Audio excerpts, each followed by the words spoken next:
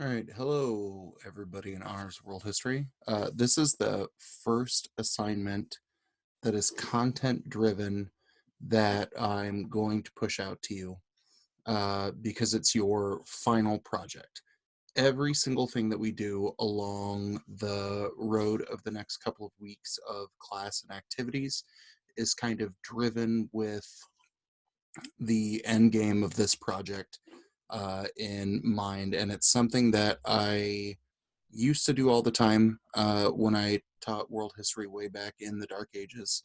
I did it with my class last year, and it got pretty interesting and creative. And I figured y'all are a wily bunch, and it is probably something interesting to make you all do. So I'm gonna share my screen with you real quick so you can see um, the parameters of the project as I talk you through it. One of my favorite movies of all time is Bill and Ted's Excellent Adventure, and if you've never seen it, you should. It should be mandatory content for you to view during this quarantine. But it's about two high school burnouts who their senior history capstone project is to take a historical figure and introduce them and talk about how they would react to the world of San Dimas, California in the 1980s. And I'll find the clip from their presentation to post on Classroom. That way you can kind of see a frame of reference of what they end up doing. But, you know, they get to cheat. They travel through time and recruit a bunch of people to kind of react to the modern world. So you're going to do this with a person of your choosing, as long as that person did not exist or was not born after the conclusion of World War One. Ideally, as we look at the last kind of major clusters of events that we have to make it through, you want someone who wasn't alive for World War II and beyond. I will post an area on Classroom where you can dibs a person, because once one individual is taken, that person is off the board. But once you select an individual, you're going to do two things. First, you're going to do a simple biography of that person, write a Cliff Notes version of who they are, where they came from, what was their rise to fame, and why are they historically relevant? Why are they noteworthy? Why do we care about how this person is reacting to to the modern world or to their journey through history? Once you do that, you're going to find a way to describe how this individual will react to kind of five clusters of major world events. First, World War II, which will be kind of our first area of lecture activities and analysis.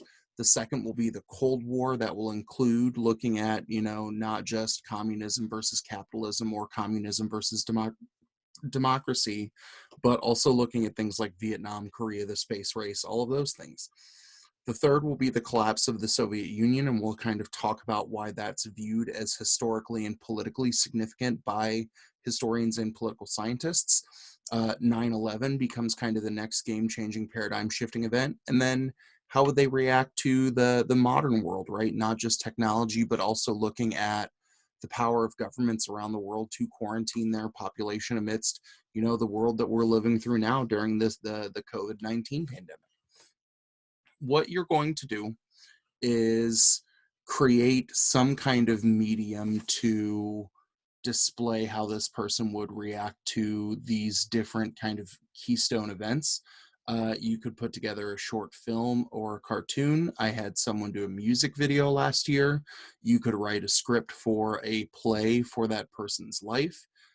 For the artistically inclined or the digital design inclined people, you could do a graphic novel, a webtoon, a comic book, something artistic there. For those of you who are addicted to TikTok, you could literally create a TikTok channel that is a series of TikToks of this individual responding to the different crises. You could put together a journal. You could do something on some kind of online game to show a reenactment. You could write a long epic style poem. Really, you get to decide how you want to do it, as long as you kind of navigate the individual through these 5 kind of checkpoints. And one of the things that, we'll definitely use office hours and outside contact time for, will be kind of figuring out if you've caught the essence of how you think this person would react to, each of these different events, that you can share with me what you have completed, and I will, kind of give you feedback on the process. Because really, once you get the first part of the biography done, that's real easy for me to go, yep, you nailed it. And once you get World War II done, it becomes, shampoo, rinse, repeat. You kind of do the same cycle of that person in whatever your creative medium would be. Functionally, to kind of put all of these products on an even page, I'm looking for something that will take around 10 minutes to consume, either in a video format or a reading format. And if you don't think that that's reasonable, that can be one of the things that we talk about during the first period of office hours, or we can have a dialogue on the Slack channel or on Classroom about it, because I'm more than flexible in terms of what the length should look like. The 2 things in this document that will be ever changing. First will be the resources section, where the world has responded greatly to help educators during this time, is making virtually every paid subscription educational service free. So I'm going to go through and kind of vet some things that I think are good and user-friendly, versus some things that I think are kind of duds. And I will add that stuff to this list towards the bottom. But really, you're going to know what medium will work best for you, and use their user guides and tutorials in terms of the medium there. The second series of things that will kind of keep evolving towards the bottom, as you all start kind of committing to the medium that you'll work through, are specific rubrics for each of those. But you'll see that one of the things that I'll kind of look at is creativity, right? The goal is to create a product for the audience being the entirety of the class. Second, is it focused on topic, right? Y'all are wild. I've told you a million times, you are feral smart kids. So can you take your creativity and your insanity and rein them into a, focus on the person's historical journey, and then get as wild as possible. The next will be vocabulary inclusion, that as we work through lessons on each of these different events, that I'm going to look for keywords and phrases to show an understanding.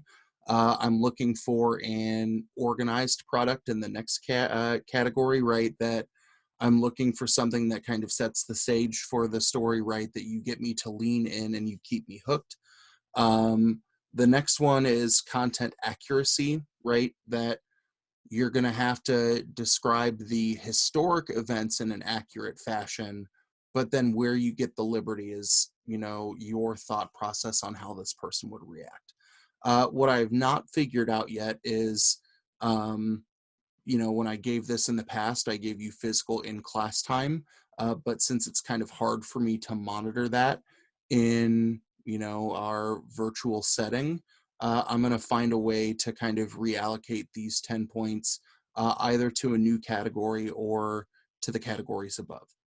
So think of this as your test, as your final exam, as your culmination of knowing and learning things from this digital experience. Take this person on a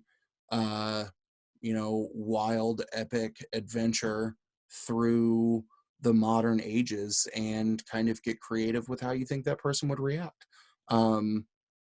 and this will kind of count into some of the time that I'm asking you to spend per week on other generic lessons or assignments, that I will keep this in the back of my mind in terms of, a lesson here or there will be scheduled work day. So you might only see 2 lessons posted on a Monday, and know that for whatever period of time you're dedicating to me in a, given day or given session, that the expectation is you kind of take a crack at what you're doing for this project for half an hour.